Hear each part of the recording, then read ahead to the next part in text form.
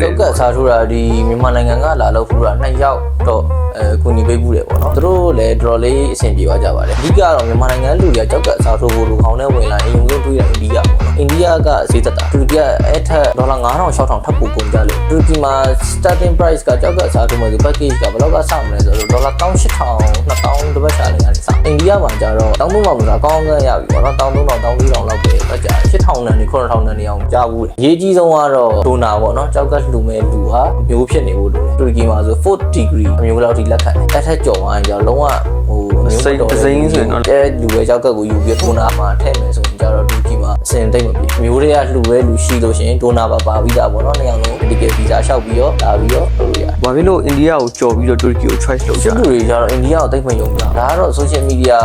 ရဲ့ influence လုပ်မှုပဲပြောအောင်ပါပဲပေါ့နော်အိန္ဒိယကိုညှစ်ပတ်တယ်လို့ထင်ကြတယ် fashion အားနည်းတယ်ပေါ့နော်နောက်ပြီးလို့ရှိရင် standard အနေနဲ့ Europe standard မရဘူးပေါ့နော်သူတို့တွေ့ရတူရကီရဲ့ healthcare system ကလည်းတော်တော်လေးနာမည်ကြီးတယ်ပေါ့နော်နာမည်ကြီးတဲ့ပုံမှာသူ့လူတွေကျတော့ဒီ Europe မှာငါတော့လုပ်မယ်ပေါ့တူရကီမှာတော့လုပ်မယ်ပေါ့အဲ့လိုပုံမျိုးတွေ့ရတယ်တက်နိုင်တဲ့လူချင်းတွေလည်းလာလုပ်လို့ရတာအိန္ဒိယလိုနိုင်ငံထက်ဆိုင်ရင်တော့တူရကီကဈေးပုံများတယ်ဆိုပေမဲ့ရွေးချယ်စရာတစ်ခုအနေနဲ့ရှိတယ်